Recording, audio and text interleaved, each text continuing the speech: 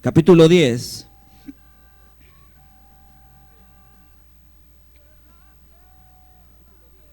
Y hay dos, antes de leer, hay dos momentos en este pasaje que nos hablan acerca del momento de tristeza de Jesús, pero el momento de alegría de Jesús. Y pudiéramos tomar el momento de tristeza para cerrar con el momento de alegría, pero quiero tomar para iniciar ese momento de alegría de Jesús. Porque al final, hermanos, no todo está perdido.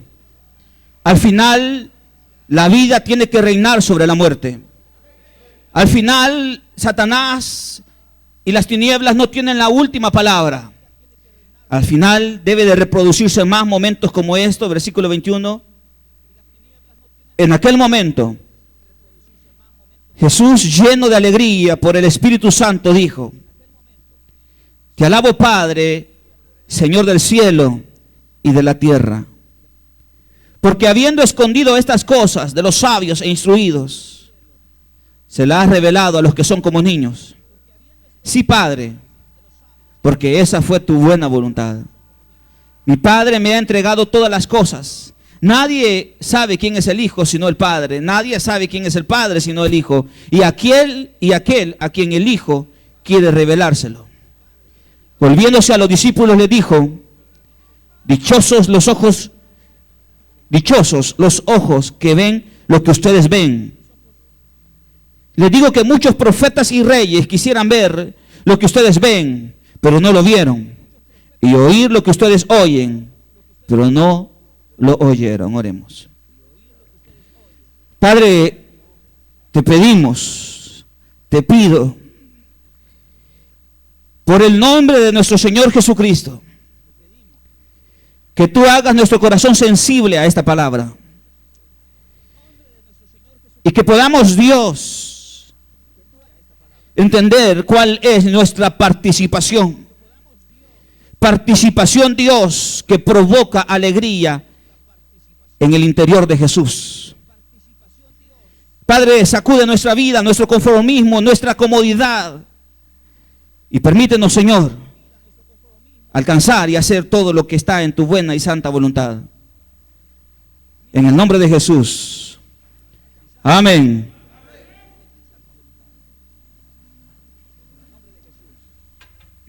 El versículo 21 arranca diciendo: en aquel día, en aquel momento, Jesús, lleno de alegría por el Espíritu Santo. Yo creo que cada vez que nosotros, o que en la vida del ser humano, una persona, se vuelve a Dios y fija su mirada en Dios y pone su atención en Dios y comienza un proceso de cambio, allí hay un momento de alegría inmensa en el corazón del Señor. ¿Me está oyendo? Allí hay un momento de júbilo, de alegría, porque aquel que se creía perdido ha vuelto a la vida. El que creía que estaba muerto, aún está vivo. El Espíritu Santo sopla en la vida del ser humano y trae vida, y vida en abundancia. Y eso trae alegría y satisfacción en el corazón de Jesucristo. Yo no sé, hermanos, así como nosotros como seres humanos buscamos alegría y satisfacciones en las cosas humanas, en las cosas que tenemos, en los objetivos que nos trazamos, y cuando los alcanzamos, ese tipo de cosas traen satisfacción y alegría a nuestra vida. Y pedimos a Dios y rogamos a Dios y le suplicamos a Dios que Él provea recursos, que Él provea trabajos, que Él abra puertas, que Él nos permita terminar un ciclo en la universidad, que Él nos permita terminar con satisfacción nuestra carrera universitaria, que Él nos permita tener un buen negocio, que Él traiga clientes al negocio. Y cuando le pedimos esas cosas a Dios, lo que estamos buscando es que ese tipo de cosas causen en nosotros una alegría y una satisfacción. Y le pedimos a Dios: Señor, dame esto, Señor, provéeme esto, Señor, suelte esta bendición. Padre, no tengo para pagar la universidad. Y Dios le provee el recurso. Usted reacciona de una manera inmediata y su corazón se llena de alegría, se llena de gozo por saber de que tiene un Dios que vela por usted y que está ahí para proveer, para suministrar, para darle a usted todos los recursos que usted necesita, y su corazón se llena de alegría. ¿Cuántos de ustedes un día venían y vivían una limitación material complicada, pero de repente al día siguiente Dios soltó una bendición? ¿Y cómo reaccionó usted frente a esa bendición? ¿Se llenó de tristeza? ¿Se lamentó? ¿O usted se llenó de gozo y de alegría? Y si le pedimos a Dios que Él traiga sobre nosotros cosas, momentos, recursos, personas que despierten en nosotros alegría, ¿por qué nosotros no somos y vamos delante de Dios y le decimos al Señor: Señor, yo quiero provocar en ti una extrema alegría? Yo quiero ser para ti, Dios, un instrumento que provoque en tu interior alegría y júbilo. Yo quiero ser para ti, Señor, una persona, una mujer, una joven, un hombre que traiga sobre ti satisfacción y alegría, Señor. ¿Cuántas veces nosotros nos hemos tomado ese tiempo para meditar sobre este tipo de cosas? Siempre vivimos afanados, siempre vivimos sumergidos en nuestras necesidades, problemas. Y vivimos sumergidos en las cosas que nos rodean, y se nos olvidan las cosas de Dios. Se nos olvida que Dios quiere seguir disfrutando de la alegría inmensa de lo que provoca para Él que una vida se convierta hacia Él, se vuelva hacia Él. Aquel momento Jesús se llenó de alegría por el Espíritu Santo. ¿Y qué fue lo que provocó que Jesús se llenara de alegría? ¿Qué es lo que puede cambiar? ¿Qué es lo que puede transformar un momento de muerte por un momento de vida? ¿Qué es lo que le puede dar a una persona una segunda oportunidad? Y a algunos no una segunda, una tercera oportunidad. Y a otros una cuarta oportunidad. ¿Qué es lo único que puede traer sobre nosotros esa oportunidad de cambiar? Y frente a esto le decía el Señor: Señor, pero ¿qué puedo hacer? ¿Qué podemos hacer como iglesia? Y lo único que podemos hacer, hermanos, es predicar el Evangelio. Lo único que usted y yo podemos hacer frente a tanta gente que pierde la razón de existir. Y es lamentable cómo de repente gente que anduvo sirviendo, leí ayer a un joven que ponía en su muro: he perdido toda esperanza. ¿Y cómo una persona puede perder toda la esperanza de vivir? ¿Cómo usted y yo podemos perder la esperanza de continuar a pesar de que las cosas muchas veces no caminan como nosotros quisiéramos? A pesar de que las cosas muchas veces no salen como nosotros planeamos. A pesar de que de repente, en vez que las cosas mejoren, empeoran. ¿Qué pasa en ese momento? ¿Qué nos sucede como iglesia? ¿Qué le sucede al ser humano? Lo único que yo puedo llegar a la conclusión es que ha perdido la palabra. Ha perdido la palabra y la importancia de la palabra en su vida. Porque cuando una persona le da el valor a la palabra de Dios, esa persona puede vivir un valle, un momento flaco, difícil en su vida, pero de repente la palabra de Dios le sale al encuentro y esa palabra siempre lo tomará de la mano y lo levantará. Siempre esa palabra te animará, iglesia, a continuar. Esa palabra de Dios, Dios jamás te va a dar una palabra que te desanime. Aun cuando esa palabra sea complicada, el propósito de Dios no es desanimarte. El propósito de Dios es que tú asumas con responsabilidad esa palabra. Lo único que puede cambiar a este país es que prediquemos, no a una iglesia, no a un hombre, prediquemos a Dios. Lo único que puede transformar la vida de esos jóvenes es el nombre de Cristo Jesús. Ese es el único. Y si es el único nombre dado a los hombres mediante el cual podemos ser salvos, ¿por qué predicamos? ¿Por qué servimos? ¿Por qué hacemos las cosas para agradar al ser humano? Cuando se nos olvida que el que nos ha llamado, el que nos ha convocado, es aquel que dio todo lo que tenía en sus manos, su tesoro más precioso, su riqueza más grande. No era el palacio de Jerusalén, no era el templo de Jerusalén, su bien más preciado no era una de las 7 maravillas del mundo. Su tesoro más grande no era la riqueza, su tesoro más grande era su Hijo, y Él lo dio por cada uno de nosotros. El tesoro más grande de Dios era su Hijo, pero lo dio por nosotros, lo dio por cada uno de nosotros, porque esto causa alegría. Y mire cómo Jesús reacciona al versículo 21. Padre, te alabo, Señor del cielo y de la tierra. El Señor es, ¿Señor de dónde? ¿De dónde, iglesia? Del cielo y de la tierra. Dios no solamente quiere mostrar su gloria en el cielo, sino también Él quiere mostrar su gloria sobre la tierra. Él es el Señor de la tierra. Él tiene dominio sobre todas las cosas en la tierra. No es el diablo ni sus mensajeros de muerte. Es Dios y los mensajeros de vida. ¿Y saben quiénes son los mensajeros de vida? Somos nosotros, iglesia. Ustedes son los mensajeros de Dios, los que andan anunciando el mensaje de salvación, los que le dicen a las personas: miren, ustedes pueden cambiar. La palabra así lo dice. El Señor es el Señor del cielo y de la tierra. No hay nada que escape del señorío de Dios. Porque habiendo escondido estas cosas a los sabios e instruidos, se las ha revelado a los que son como niños. Porque esa fue tu buena voluntad. Porque habiendo escogido esto a los sabios, a los poderosos, tú se las has entregado a aquellos que son como niños. Porque esa fue la voluntad del Padre. Si el Padre le ha entregado, si el Padre le ha revelado, si el Padre le ha enseñado el camino, esa es la voluntad del Señor.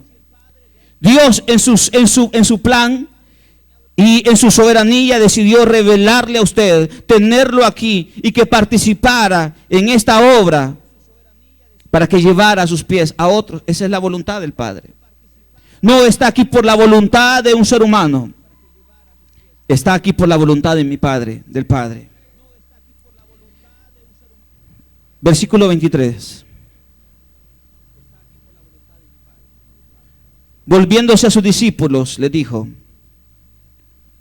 dichosos los ojos que ven lo que ustedes ven. Les digo que muchos profetas y reyes quisieran ver lo que ustedes ven, pero no lo vieron. Y oír lo que ustedes oyen, pero no lo oyeron. Dichosos ustedes, dice la palabra. Dichosos nosotros que podemos ver lo que hoy vemos. Muchos, aquellos que nosotros admiramos, muchos de los cuales son un ejemplo para nosotros. Muchas mujeres que son ejemplo para ustedes, hermanas. Mujeres de fe, mujeres de entrega, mujeres de servicio. Muchas de ellas, dice la palabra, quisieran ver lo que ustedes ven y oír lo que ustedes oyen, pero no pudieron. Dichosos. Muchas veces nosotros caemos en el conformismo. Caemos, ¿cuál sería la palabra? Caemos en la rutina de las cosas que Dios hace en nuestra vida. Y aquí quiero introducir lo segundo. Muchos de nosotros caemos en el conformismo, en la rutina de los milagros de Dios para nuestra vida. Dios te da algo, reyes y sacerdotes, profetas, quisieran ver lo que tú estás viendo. Dios transforma la vida a través de ti, la vida del ser humano, o Dios muestra un milagro en favor tuyo, y nosotros lo vamos tomando ya como algo tan natural, como algo ya tan rutinario, tan de costumbre. Ya no tenemos la expectativa de darle gracias a Dios por las cosas que Él hace. Ya no tenemos, hermanos, si realmente nos pusiéramos a pensar todo lo que Dios ha hecho por nosotros. De verdad. Miren, algunos de ustedes ya no estuvieran aquí, pero están aquí. Y ese es un milagro de Dios. Muchos de ustedes, jóvenes, ni siquiera sus padres los hubieran podido encontrar. Desaparecidos los hubieran hecho. Pero están aquí por la misericordia de Dios. Ese es un milagro. ¿Cuántas cosas en nuestra vida suceden y nosotros la vemos ya tan rutinaria? Pero ¿sabe una cosa? Como dicen, nadie, ¿cómo es? Nadie valora lo que tiene hasta que lo pierde. Le puedo asegurar una cosa, y cuando yo hablo de eso no hablo si usted pierde a su novia o a su novio, porque muchos usan eso para argumentar y llorar después que la novia lo dejó. Estoy hablando de cosas mayores a esas, cosas superiores a esas. Si un día nosotros dejáramos de ver las bondades y la misericordia de Dios, ¿cómo reaccionaríamos? ¿Cómo reaccionará usted? Si hoy eso es tan rutinario, eso ya usted se acomodó, se conformó a ver tantas cosas maravillosas de Dios, pero de repente comienza o experimenta y empieza a dejar de ver esas cosas. ¿Qué pensaría? Una de las cosas que Jesús le reprocha en el capítulo 10 es que muchas personas vieron milagros de Dios sorprendentes y sobrenaturales y aún así no creyeron. El versículo 10, el capítulo 10 arranca: Jesús escogió a otros 72 para enviarlos de dos en dos delante de él a todo el pueblo, lugar donde él pensaba ir. Y les dijo: es abundante la cosecha, pero son pocos los obreros. Pídanle por tanto al Señor de la cosecha que mande obreros a su campo. Una de las cosas que debemos de tener presente cuando subimos a servir a los renuevos, hermanos y hermanas, no es preparar el mejor detalle, no es preparar el mejor distintivo, no es que el distintivo dé con la camisa dé con el color del pantalón. No es preparar y adornar cada una de las cosas. Si usted lo puede hacer, hágalo. Pero el fin del renuevo no es eso. El fin del renuevo no es, hermanos, no es llenar a la gente, acumularla de un montón de detalles. El fin del renuevo no es que la gente se identifique con la iglesia o se identifique con un tipo de música. Y que nosotros querramos a ley que la gente alabe a Dios como nosotros lo hacemos. El fin del renuevo, hermanos, más que todas esas cosas externas, el fin del renuevo es, como dice Jesús en el versículo 2, pídanle por tanto al Señor de la cosecha que mande obreros a su campo. El fin de los renuevos es que la gente, después de encontrarse con el Dios vivo, con el Jesús resucitado, después de entender cuál es el propósito de haber sido limpiados, perdonados, restaurados, sanados en su corazón, ellos entiendan que Dios los llevó a la montaña para que ellos sean obreros, para que ellos sean trabajadores en la obra. para que ellos sean servidores en la obra de Dios. Si no, hermanos, nos vamos a quedar en lo estético, nos vamos a quedar en el maquillaje, nos vamos a quedar en el, ¿cómo se llama? Con el que se pintan las uñas, el pinta uñas, pero nos vamos a quedar con cosas estéticas, nos vamos a quedar con la basecita nada más, pero no vamos a ir a las profundidades del corazón de los hombres y mujeres, niños y parejas que suban a renuevo. No es simple y sencillamente acumular gente en este lugar, es que la gente venga comprometida a servir en la obra de Dios. Porque dice Jesús, es abundante la cosecha, hay una cosecha abundante para cada uno de nosotros. Hay muchas cosas que hacer, hermanos, tantas cosas que hacer, pero los obreros son pocos. Los obreros son pocos. Por tanto, pídanle al Señor que mande obreros. Mire, hermanos, si de verdad nos tomáramos tiempo para orar por el hermano, en vez de criticarlo, si nos tomáramos tiempo para orar por el hermano y decir, Señor, fortalece al hermano, que vaya y predique, que vaya y continúe, en vez de tomarnos el tiempo de señalarlo, porque él peca de una manera distinta a la que nosotros pecamos. Porque ese hermano peca de una manera, tiene un pecado, pero yo también tengo otro pecado. Y nosotros lo criticamos y lo señalamos, porque él peca de otra manera.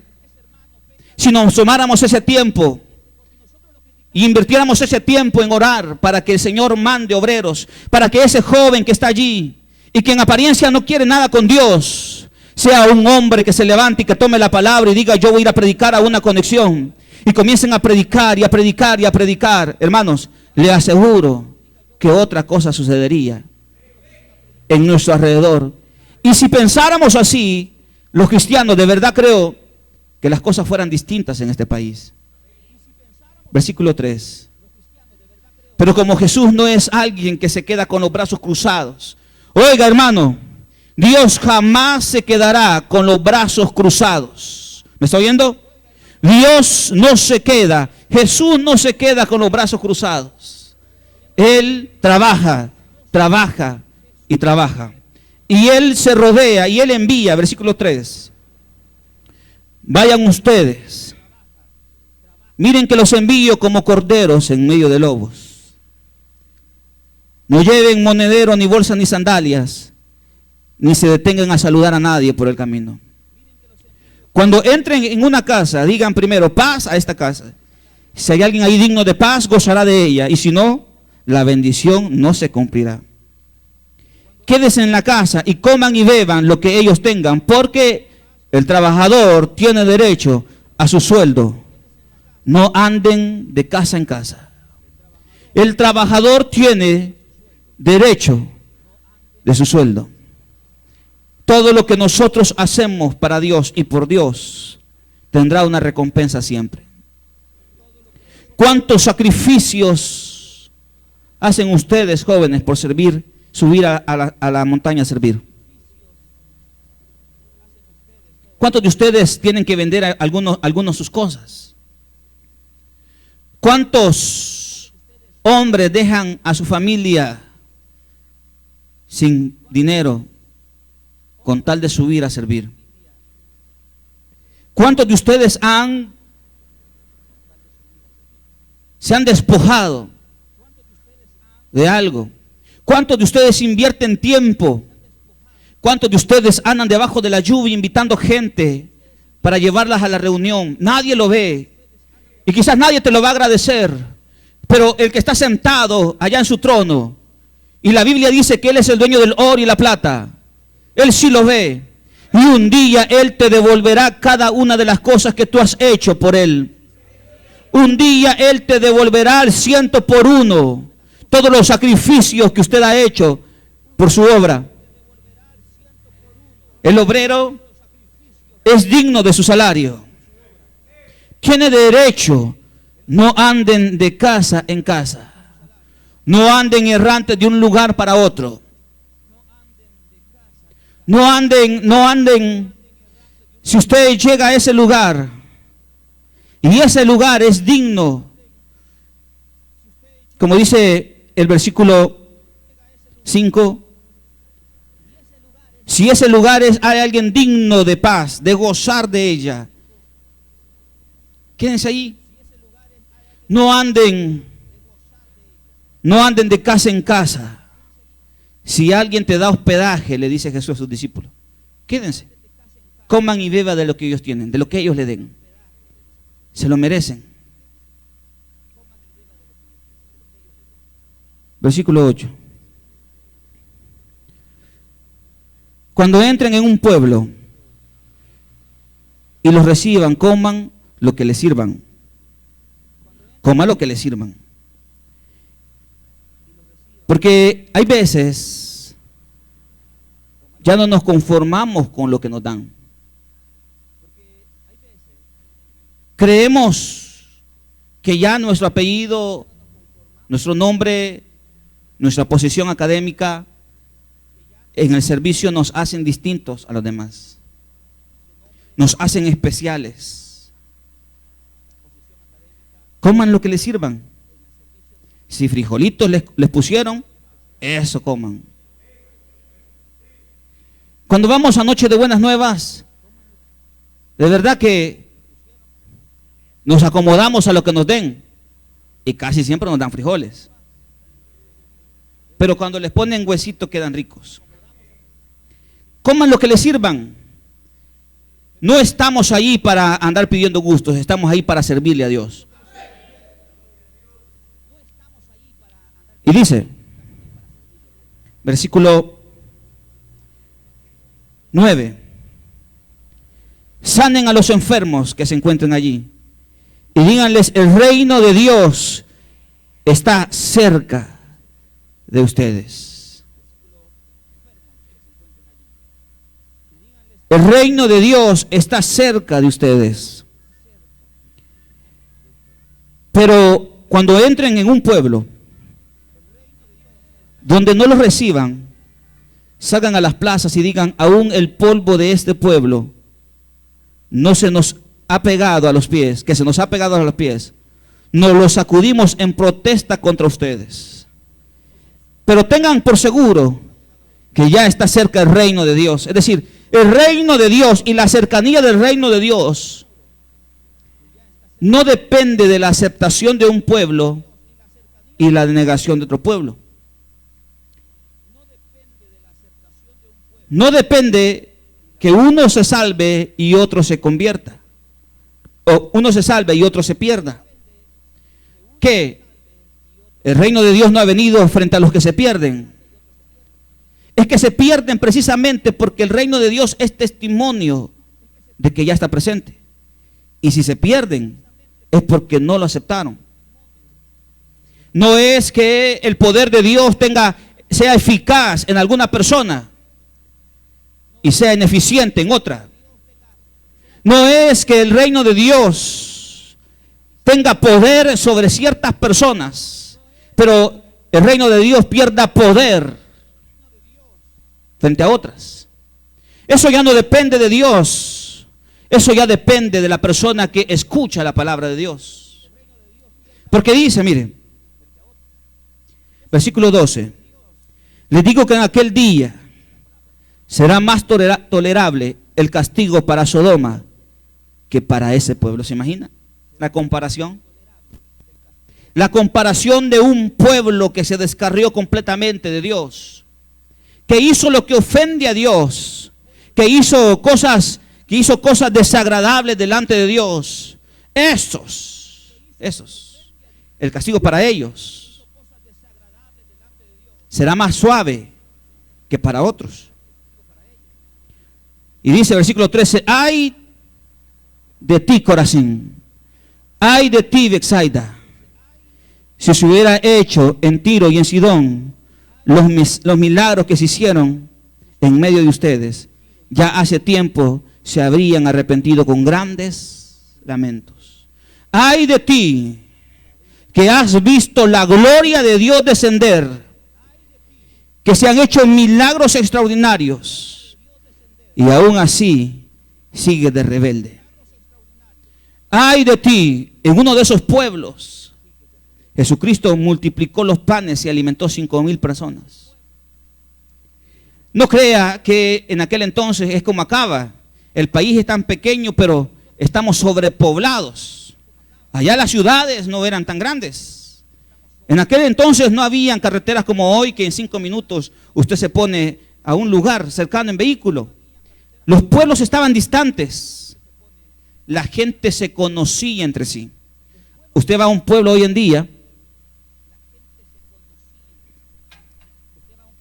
y usted anda buscando a fulano de tal y le pregunta a un campesino que anda ahí: mire, ¿usted conoce a fulano? Sí, le dice, vive en tal lugar. Porque se conocen. Se conocían entre sí. Ahora, ¿se imagina usted Jesús multiplicando esos panes y esos peces y alimentando a 5,000 personas de un solo lugar? Y gente que había venido de otros lados. ¿Se imagina cómo no habían de conocer a Jesús? Para ninguno de ellos, les aseguro, para ninguno de ellos era desconocido el nombre de Jesús. Tal vez no lo pudieron ver físicamente, pero en algún momento tuvieron que haber escuchado hablar acerca de Jesús. Pero dice, no se convirtieron, pero no se arrepintieron. Y ese ay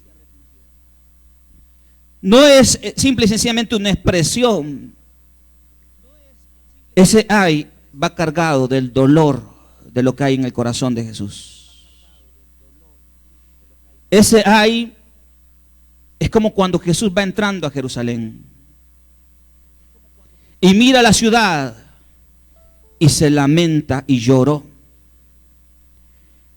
Ese ay de ti. Ay de ti, iglesia. Ay de nosotros, iglesia. Dios puede estar haciendo milagros grandes en nosotros y los podemos ver seguidos y seguimos de necios en el camino que tenemos. Ay de ti, mujer. Ay de ti, hombre. Ay de nosotros. Dios puede estar haciendo cosas extraordinarias. ¿Cuántos milagros sucedieron en Capernaum, como dice más adelante? Fue el lugar donde creció Jesús. Fue el lugar escogido por Dios. Cuántos milagros, cuántas cosas vivieron, vieron, oyeron de Jesús. Pero aún así siguieron lejos de Él. Cuántas cosas nosotros vemos, pero seguimos todavía sin entenderlas. Sin entender que es la visitación de Dios a nuestra vida. El apóstol Pablo le bastó solamente una señal. Él iba por el camino. Él no tuvo más cosas. No esperó más señales como nosotros que le decimos al Señor: Señor, si pasa tal cosa, entonces es tu voluntad, y de repente pasa. Ahora, Señor, te voy a poner otra señal, y pasa. Pero, Señor, todavía me queda la duda. Quiero esta señal, y sucede. El apóstol Pablo no esperó tantas cosas para entender cuál era el llamado de Dios para su vida. Él solamente iba de camino a Damasco y se encontró con Jesús. Jesús habló con él y eso le bastó y le sirvió a Pablo para que él se convirtiera, se volviera a Dios y llegara a ser el hombre que muchos de nosotros hemos leído en la Biblia. Una sola señal le bastó y eso le sirvió a él para amarrarse a Dios. Mi pregunta es: ¿cuántas señales nosotros esperamos que Dios siga realizando en nuestra vida? ¿Cuántas cosas esperamos que Dios siga haciendo para realmente decirle al Señor: Señor, yo me arrepiento de lo que estoy haciendo, yo me volveré a ti, Señor? ¿Cuántas cosas? Dice el versículo 14. Pero en el juicio será más tolerable el castigo para Tiro y Sidón que para ustedes. Tiro y Sidón. A ver si alguien se recuerda qué sucedió. Una de las cosas que el siervo dice seguido, ya lo he mencionado, dice ese pasaje, pero Dios siempre nos ministra a través de él y lo vuelve a citar. ¿Qué sucedió en Tiro y en Sidón?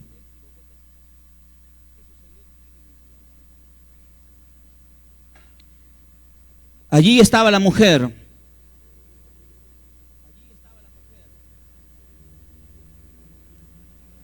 que tenía a su hija enferma. Ahí estaba aquella mujer que llegó delante de Jesús y le dijo: Jesús, sánala. Y Jesús le dijo: no he venido por ustedes. No está bien darle de comer a los perros. Y la mujer le dijo: pero hasta los perros tienen derecho de comer de la mesa, de las migajas que caen de la mesa. Un lugar pagano, un lugar lejano a alcanzar la misericordia y la bondad de Dios.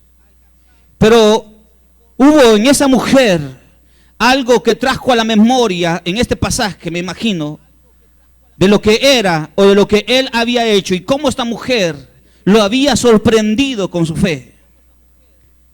Por eso, que si todos los milagros que sucedieron en Corazín y en Betsaida hubieran sucedido en estos lugares, estos se hubieran arrepentido. Versículo 15. ¿Y tú, Capernaum, acaso serás levantada hasta el cielo? No, sino que descenderás hasta el abismo. El que los escucha a ustedes, me escucha a mí. El que rechaza a ustedes, me rechaza a mí. El que me rechaza a mí, rechaza al que me envió. Si algún día usted ejerciendo su ministerio de predicación y usted siendo un enviado por Dios, genuino y auténtico, alguien lo rechaza y lo menosprecie, no se sienta triste por eso, ni se sienta menos por eso, porque no lo está rechazando a usted, está rechazando al que le envió. No se sienta mal, porque usted no llega a predicarse a sí mismo, usted llega a predicar a Dios. No lo están rechazando a usted, están rechazando a Dios. Y ellos se encargarán de darle cuenta a Dios. Usted simple y sencillamente haga lo que Dios le ha mandado hacer. Cuando los 72 regresaron, dijeron contentos: Señor, hasta los demonios se nos someten en tu nombre. Señor, hasta los demonios se nos someten en tu nombre. Denle vuelta a las páginas. Capítulo 9.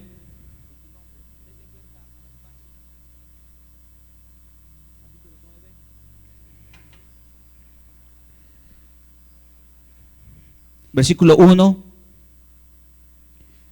Habiendo reunido a los 12, Jesús les dio poder y autoridad para expulsar a los demonios y para sanar a los enfermos. Entonces los envió a predicar el reino de Dios y a sanar a los enfermos. El Señor nos manda a predicar el reino de Dios y a sanar a los enfermos. ¿Me está oyendo? Cada vez que usted predique la palabra, que sea el reino de Dios anunciándose a través de su boca. Cada vez que usted ministre, pídele a Dios, pidámosle a Dios que los enfermos sean sanados. Este tipo de poder no parte de tu experiencia, de tu habilidad, de tu conocimiento, de tu trayectoria, de tu nombre o de tu apellido. Este tipo de cosas se desprenden solamente de una cosa: del poder y de la autoridad que Jesús ha depositado sobre aquellos que anuncian el evangelio. Ese tipo de cosas se desprenden solamente de la mano poderosa de Dios, que nos da autoridad para expulsar a los demonios y para sanar a los enfermos. Cuando tú vayas a predicar, cuando vayas a anunciar, cuando tú comuniques el mensaje, hay algunos que dicen: pero yo no tengo un púlpito para predicar. ¿Quién le ha dicho que solamente así puede predicar? ¿Por qué no habla con su vecino? ¿Por qué no habla con su amiga? ¿Por qué no habla con su compañero de trabajo? ¿Por qué no habla con esa persona que usted sabe que necesita de Dios? Ese es su lugar de predicación. Ellos son sus oyentes. No necesita colocarse un saco, una corbata. Sus amigos, sus vecinos, su familia. Ellos son las personas a las cuales Dios nos ha enviado, le ha enviado a predicar el evangelio. Usted mira una necesidad en su familia, aunque no sea inconverso, dígale: yo voy a orar por vos. Aunque no sea cristiano, perdón. Usted dígale: yo voy a orar por vos y en el nombre de Jesús te vas a sanar. Y le puedo asegurar, si esa gente se sana, esa gente va a estar aquí alabando el nombre del Señor. Es que todos quisiéramos tener un lugar donde poder, y cuidado con eso, hermanos, porque podemos caer en el error de querer tener un ministerio visible. Podemos caer en el error de generarnos expectativa en base a la proyección que yo tengo. Podemos caer en el error de pensar que vale la pena predicar en la medida que yo tengo 30 oyentes, 15 personas que me escuchan. 2 pelones pueden estar ahí escuchándote, pero a ellos predícale el reino y ministralos con poder y autoridad y declara que sus enfermedades, sus dolencias terminan ese día. Frente a esto no vamos solos. Dios nos ha dado poder y autoridad. Por eso que dice en el versículo 18 del capítulo 10.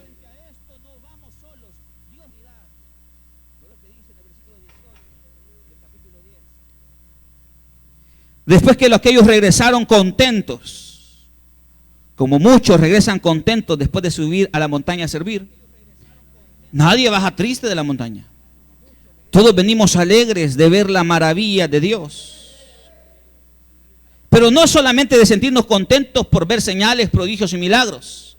No nos conformemos simple y sencillamente porque hubo un caso, como decía el siervo en el recibimiento, hubo un hombre que estaba en esa esquina vomitando sangre. Subió a la montaña y dio testimonio. Era el hermano que andaba danzando de un lado para otro. Al ver eso, dígame, aquellos que hemos oído esa historia detrás de ese hombre, dígame cómo no nos vamos a sentir alegres, gozosos. Pero esto no es solamente de sentirme gozoso por él, es de sentirme gozoso también por mí. No nos conformemos con la visibilidad del ministerio. Más bien, debemos de trabajar en nuestro interior para que un día nosotros estemos presentes delante del Padre. No es solamente procurar poner a esto delante del Padre, es que yo me esfuerzo porque un día yo sea digno de estar delante del Padre. No sé si me están dando a entender. Y eso es lo que le dice Jesús. Yo veía a Satanás caer del cielo como un rayo. El diablo se la lleva, de verdad se la lleva, que infunde temor. Y frente a esta ola de muerte, de violencia, y frente a todas las cosas personales que nosotros enfrentamos, frente a nuestras tentaciones, limitaciones, que todos tenemos, podemos llegar a ver ese obstáculo como algo superior a nosotros, como algo más grande que nosotros. Pero Jesús dice: yo veía a Satanás caer del cielo como un rayo. Aquellas cosas, hermanos, que andan allí volando y que están por encima de ti, un día Dios los pondrá debajo de ti. ¿Me estoy oyendo? Esos enemigos que están por encima de ti, que te miran de menos porque tú estás abajo y ellos están arriba. Esos enemigos que se burlan, que te critican, que te menosprecian, un día Dios los pondrá debajo de ti. Porque Dios ha dado autoridad y poder a su iglesia. Porque Dios no nos manda con las manos vacías. Dios nos ha dado poder. Sí, les he dado autoridad, dijo Jesús, a ustedes para pisotear serpientes y escorpiones y vencer todo el poder del enemigo. ¿Qué dice la Biblia? Nada les podrá hacer daño. A ustedes, iglesia, a nosotros, a ustedes, a mí, a su pueblo, Dios nos ha dado autoridad para pisotear serpientes y escorpiones, para vencer todo el poder del enemigo. Nada, de verdad, la Biblia dice nada le podrá hacer daño. Poder y autoridad, nada te podrá hacer daño. Sin embargo, aquí viene lo bueno de todo. No se alegren de que pueden someter a los espíritus malignos. La gente puede creer que esa autoridad, cuando ministra, cuando predica o cuando ejerce una liberación, te da un renombre, te da un título, te da un poder, te da un estatus. De repente hay un endemoniado allí, un espíritu maligno. Usted va en el nombre del Señor y usted lo ministra, usted declara liberación, la persona es libre. Eso puede generar sobre nosotros creernos que de verdad estamos en otro nivel. Perdón. Porque los espíritus malignos se nos someten. Aquellos llegaron alegres y contentos. Mire, Señor, a Satanás. No, hombre, a Satanás le hemos pegado una gran tastaciada ahorita. Lo hemos sacado corriendo de la ciudad. Ahí estaba bien posesionado, pero cuando nos vio lo sacamos, pero en camilla se lo han llevado. Y podemos sentirnos alegres por eso. Y está bien, sintámonos alegres. Pero que eso no te genere un concepto más grande de lo que tú debes de tener. Porque cuando eso pasa, muchas veces se nos mueve el piso. Y nos descuidamos de cosas que deben de ser importantes en relación a nuestra vida personal y nuestra relación con el Padre. Por eso que dice, sino que alégrense, que su nombre esté escrito en el cielo. Alégrense. Alégrense que su nombre esté escrito en el cielo.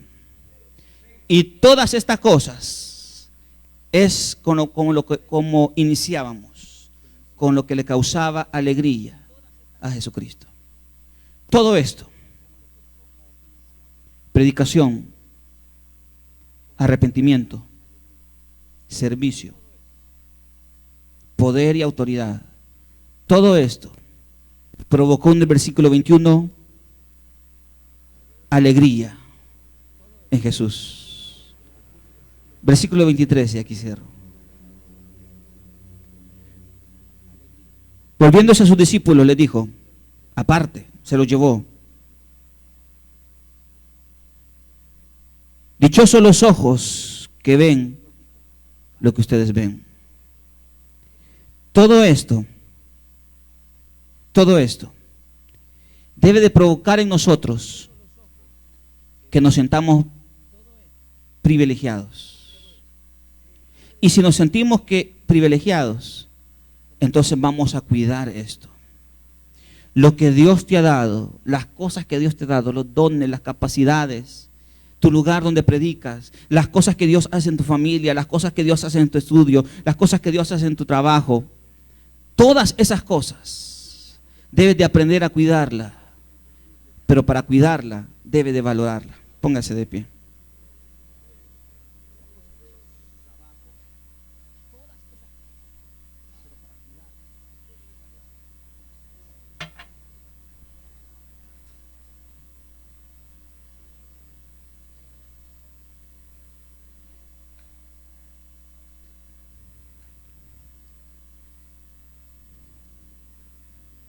¿Cuántas cosas Dios hace en nosotros y por nosotros?